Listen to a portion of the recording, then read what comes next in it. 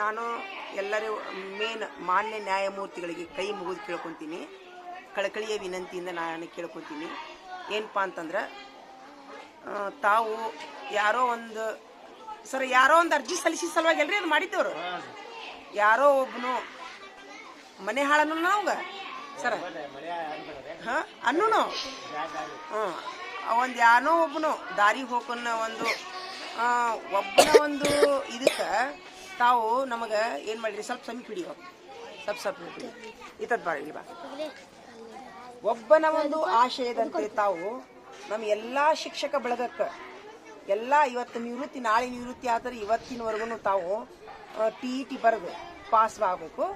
Pass ಆಗಲಿಕ್ಕಂದ್ರೆ ಮನೆಗೆ ಹೋಗ್ಬೇಕಂತ ನಾವು ಎಲ್ಲೆಲ್ಲೋ ಗ್ರೂಪ್ನಲ್ಲಿ ಅಲ್ಲೇ ಇಲ್ಲೇ ನೋಡ್ತಾ ಇದ್ದೀವಿ ನ್ಯಾಯಮೂರ್ತಿಗಳೇ. ಆದರೆ ನಾನು ನಿಮ್ಮನ್ನು ಕೈ ಮುಗಿದು ವಿನಂತಿ ಮಾಡ್ಕೊತೀನಿ, ನಮ್ಮ ಎಲ್ಲ ಶಿಕ್ಷಕ ವೃಂದದ ಪರವಾಗಿ ನಾನು ಬೇಡ್ಕೊತೀನಿ.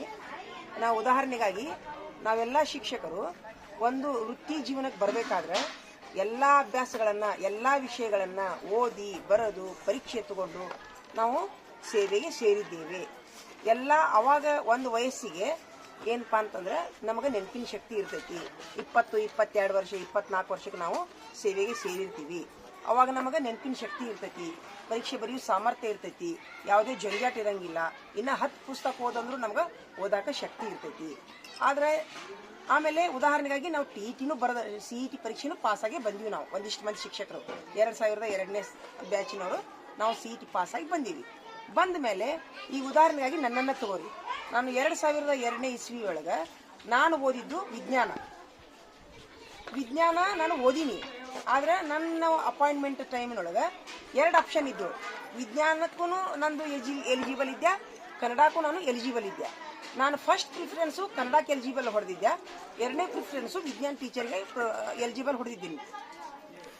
ಅವಾಗ ನಾನು ಕನ್ನಡ ಎಲಿಜಿಬಲ್ ಇದ್ದಿದ್ದಕ್ಕೆ ನಾವು ಮೊದಲನೇ ಪ್ರಾಶಸ್ತ್ಯ ಕನ್ನಡ ಕೊಟ್ಟಿದ್ದಕ್ಕೆ ನಾವು ವಿಜ್ಞಾನವನ್ನು ಓದಿದ್ರೂ ಸಹಿತ ನಾ ಕನ್ನಡ ಟೀಚರ್ ಆಗಿ ಆಯ್ಕೆ ಆದೆ.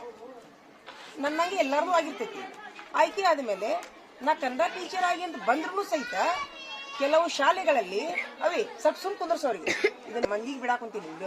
ಇಲ್ಲಿ ಏನಿರ್ತೈತೆ ಅಂತಂದ್ರೆ ಶಿಕ್ಷಕರ ಕೊರತೆ ಅಥವಾ ಏನೋ ಒಂದು ವ್ಯವಸ್ಥೆಯ ಕೊರತೆ. ಅಲ್ಲಿ ಏನಾಕೈತಿ, ಶಿಕ್ಷಕರ ಅಪಾಯಿಂಟ್ ಆಗಿದ್ದು ಅಲ್ಲಿ ಹೇಳೋ ಒಂದು ವಿಷಯ ಆಗಿರ್ತೈತಿ. ಹೀಗಾಗಿ ಉದಾಹರಣೆಗಾಗಿ ನನ್ನ ತೋರಿ, ನಾ ಜನರಲ್ ಕನ್ನಡ ಅಂತೇಳಿ ಅಪಾಯಿಂಟ್ ಆಗಿನಿ. ಆದ್ರೆ ನಾನು ಇನ್ನೂವರೆಗೂ ಹೇಳಿದ್ದು 23 ವರ್ಷ ಸರ್ವಿಸ್ನಲ್ಲಿ 10 ರಿಂದ 15 ವರ್ಷ ವಿಜ್ಞಾನ ಗಣಿತ ಬೋಧನೆ ಮಾಡೀನಿ. ನಾನು ಹೆಚ್ಚು ಇಂಗ್ಲೀಷು ಹಿಂದಿನೂ ಬೋಧನೆ ಮಾಡೀನಿ. ನಾ ಕನ್ನಡ ಕಲಿಸಿದ್ದ ಕಡಿಮೆ. ಆಮೇಲೆ ಕೆಲವು ಹಿಂದಿ ಶಿಕ್ಷಕ, ಈಗ ನಮ್ಮ ಉರ್ದು ಶಾಲೆ ಶಿಕ್ಷಕರನ್ನು ತಗೊಳ್ಳಿ. ಉರ್ದು ಶಾಲೆ ಶಿಕ್ಷಕರಲ್ಲಿ ಅವರು ಕನ್ನಡ ಟೀಚರ್ಗಳು ಉರ್ದು ಶಾಲೆಯಲ್ಲಿ ಕನ್ನಡವನ್ನು ಬಿಟ್ಟರೆ ಬೇರೆ ಯಾವ ವಿಷಯನೂ ಹೇಳಕ್ಕೆ ಸಾಧ್ಯ ಇಲ್ಲ ಅವರು. ಇನ್ನು ನಮ್ಮ HMಗಳನ್ನು ತಗೋರಿ. ಅವ್ರು HMಗಳಿಗೆ ಅಂತೂ ರೀ ಯಾವುದಾದ್ರೂ ಈ ಒಂದು ವ್ಯವಹಾರ ಮಾಡೋದ್ರಿಂದ, ಅವರು ಒಂದು ಆಡಳಿತ ಮಾಡೋದ್ರಿಂದ ಅವ್ರು ಯಾವುದಾದ್ರೂ ಒಂದು ವಿಷಯ ಮಾತ್ರ ಅವರು ಬೋಧನೆ ಮಾಡ್ಬೋದು, ಇಲ್ಲಿಗ ಅದು ಮಾಡಂಗಿಲ್ಲ. ಅವ್ರಿಗೂ ಯಾವುದೇ ವಿಷಯ ಟಚ್ ಇರಂಗಿಲ್ಲ. ಹೀಗಾಗಿ ಈಗ ತಾವು ನಮಗೆ ಎಲ್ಲ ವಿಷಯ ಬರೆದು ಹೊಳ್ಳಿ ಪಾಸ್ ಆಗ್ರಿ, ಇಲ್ಲಿಕಂದ್ರೆ ನೀವು ಮನೆ ಕಡೆ ಹೋಗ್ರಿ ಅನ್ನುವಂಥ ಒಂದು ಏನೋ ಒಂದು ಎಲ್ಲ ಕಡೆ ಅಲ್ಲೇ ಇಲ್ಲೇ ಗ್ರೂಪ್ನಲ್ಲಿ ನಾವು ಕೇಳ್ತಾ ಇದ್ದೀವಿ. ಯಾರೋ ಒಬ್ರು ಅರ್ಜಿ ಸಲ್ಲಿಸಿದ್ರು, ಕನ್ನಡ ಶಾಲಿ ಮಾಸ್ತರ್ ಶಾಣ್ಯರ್ ಇರಂಗಿಲ್ಲ, ನೀವು ಪರೀಕ್ಷೆ ತಗೋರಿ ಅಂತ ಹೇಳಿದ್ರು, ನೀವು ತಗೊಳಕಂತೀರಿ. ಆದರೆ ಈಗ ನಮ್ಮ ಒಂದು ವ್ಯವಸ್ಥೆಯಲ್ಲಿ ಶಾಲೆಗಳಲ್ಲಿ ಎಲ್ಲ ಶಾಲೆಗಳಲ್ಲೂ ಸಹಿತ ಎಲ್ಲ ಸಾಮರ್ಥ್ಯವುಳ್ಳ ಶಿಕ್ಷಕರು ಅದಾರ್ರಿ. ಆಯಾ ಸಾಮರ್ಥ್ಯಕ್ಕೆ ತಕ್ಕಂತೆ ಹೆಡ್ ಮಾಸ್ಟರ್ಗಳು ಅವರಿಗೆ ವಿಷಯ ಹಂಚ್ತಾರ, ವರ್ಗ ಹಂಚ್ತಾರ. ನಾವು ಸಮಾಜದ ಮಕ್ಕಳಿಗೆ ಯಾರಿಗೂ ತೊಂದರೆ ಮಾಡಂಗಿಲ್ಲ, ಯಾವುದೇ ಸಮುದಾಯದ ಮಗುವಿಗೆ ನಾವು ಅನ್ಯಾಯ ಮಾಡಂಗಿಲ್ಲ. ಆ ಥರ ನಮ್ಮಲ್ಲಿ ನಡೀತೈತಿ, ಎಲ್ಲ ಶಾಲೆಗಳಲ್ಲಿ ನಡೀತೈತಿ. ಒಬ್ರು ವಿಜ್ಞಾನದಲ್ಲಿ ಮುಂದಿರ್ತಾರ, ಒಬ್ರು ಗಣಿತದಲ್ಲಿ ಮುಂದಿರ್ತಾರ, ಒಬ್ರು ಸಮಾಜದಲ್ಲಿ ಮುಂದಿರ್ತಾರ, ಒಬ್ರು ಕನ್ನಡದಲ್ಲಿ ಮುಂದಿರ್ತಾರ. ಅವರು ಆಯಾ ಸಾಮರ್ಥ್ಯಕ್ಕೆ ತಕ್ಕಂತೆ ಅವರು ವರ್ಗ ಬೋಧನೆಗಳನ್ನು ನಡೀತಾ ಇದೆ. ಯಾವುದೇ ಸಮಾಜದಿಂದ, ಯಾವುದೇ ಒಂದು ನಮ್ಮ ಪಾಲಕರಿಂದ ನಮಗೆ ಸಮಸ್ಯೆ ಬಂದಿಲ್ಲ. ಯಾರಿಗೂ ಬರಲಾರ್ದಂಥ ಸಮಸ್ಯೆ ಆ ಯಾವುದೋ ಒಬ್ಬನು ಮನುಷ್ಯನಿಗೆ ಬಂದೈತಿ, ಅವನು ಅರ್ಜಿ ಹಾಕ್ಯಾನ. ದಯವಿಟ್ಟು ತಮ್ಮಲ್ಲಿ ನಾ ಕಳಕಳಿಯಿಂದ ಕೈ ಮುಗಿದು ಕೇಳ್ಕೊತೀನಿ. ನಮ್ಮ ಎಲ್ಲ ಶಿಕ್ಷಕರಿಗೆ ಈಗ ಏನೋ ಒಂದು ಹಂತದೊಳಗದೀವಲ್ಲ ನಾವು, ಸ್ವಲ್ಪ ದಯವಿಟ್ಟು ನಾನು ಮಾನ್ಯ ನ್ಯಾಯಮೂರ್ತಿಗಳಲ್ಲಿ ಕೈ ಮುಗಿದು ಕೇಳ್ಕೊತೀನಿ. ನಮ್ಮದೇ ಆದಂಥ ಒಂದು ಸಾಮರ್ಥ್ಯ ಎಲ್ಲರಲ್ಲೂ ಐತೆ ಐತ್ರಿ. ಈಗ ಯಾವುದೇ ವಿಷಯ ಹೇಳ್ಕೊಂತ ಹೋದ್ವಿ ಅಂತಂದ್ರೆ ಆ ವಿಷಯ ನಮಗೆ ಇದಾಗ ಹೇಳಿದ್ದಿಲ್ಲ. ನಾನು ಕಲಿತದ್ದು ವಿಜ್ಞಾನ, ಅಪಾಯಿಂಟ್ ಆಗಿದ್ದು ಕನ್ನಡ ಜನರಲ್. ಇಲ್ಲಿವರೆಗೂ ನಾನು 23 ವರ್ಷ ಸರ್ವಿಸ್ನಲ್ಲಿ 3/4 ಭಾಗ ಸರ್ವಿಸಲ್ಲಿ ನಾನು ವಿಜ್ಞಾನ ಗಣಿತ ಹಿಂದಿ ಇಂಗ್ಲೀಷ್ ಕಲಿಸೋದ್ರೊಳಗೆ ನಾ ಹೋಗಿನಿ, ಕನ್ನಡ ಒಂದು ದಿವಸ ಕಲಿಸಿಲ್ಲ ನಾನು. ಹೀಗಾಗಿ ದಯವಿಟ್ಟು ಎಲ್ಲ ಶಾಲೆಗಳಲ್ಲಿ ಇದೇ ಥರ ಸಮಸ್ಯೆ ಇರ್ತೈತಿ. ದಯವಿಟ್ಟು ನಮ್ಗೆ TETಯನ್ನು ಕೈ ಬಿಟ್ಟು ಎಲ್ಲ ಶಾಲೆಗಳಲ್ಲಿ ನಾವು ಸಮುದಾಯದ ಮಕ್ಕಳಿಗೆ ಯಾವುದೇ ಥರದ ಅನ್ಯಾಯ ಮಾಡಿಲ್ಲ ಇನ್ನೋರ್ಗು.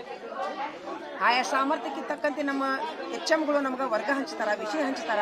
ಯಾರು ಎದರಲ್ಲಿ ಸಾಮರ್ಥ್ಯ ಹೆಚ್ಚಿರ್ತಲ್ಲ ಆ ವಿಷಯ ಹೇಳ್ತಿರ್ತಾರ ಅವರು. ನಮ್ಮ ಮಕ್ಕಳು ಹೊಂಟಾವು, ಯಾವುದರಲ್ಲಿನೂ ಕೊರತೆ ಆಗಿಲ್ಲ. ದಯವಿಟ್ಟು ನಮ್ಗೆ TETಯಿಂದ ಕೈ ಬಿಡಬೇಕು, ನಮ್ಗೆಲ್ಲ ಶಿಕ್ಷಕರಿಗೆ ಕೈ ಬಿಡಬೇಕು. ಇನ್ನು ನೀವು ಮುಂದೆ ಶಿಕ್ಷಕರನ್ನ ಏನು ಆಯ್ಕೆ ಮಾಡ್ಕೊಂತಿರಲ್ಲ ಅವ್ರಿಗೆ TET ತಗೋರಿ, ಅವ್ರಿಗೆ ಪಾಸ್ ಆಗೋರಿಗೆ ಬಿಡಬೇಡ್ರಿ. ಒಂದು ಸರಿ ನೀವು ಪಾಸ್ ಆಗಿ ಮೇಲೆ ಬಂದ ಮೇಲೆ ಅವ್ರಿಗೆ ವ್ಯವಸ್ಥೆಯಲ್ಲಿ ಅವ್ರಿಗೆ ಅದು ಅಸಾಧ್ಯ. ಎಲ್ಲ ವಿಷಯ ಟಚ್ ಇರೋದು ಅವ್ರಿಗೆ ಅಸಾಧ್ಯ ಇರ್ತೈತಿ.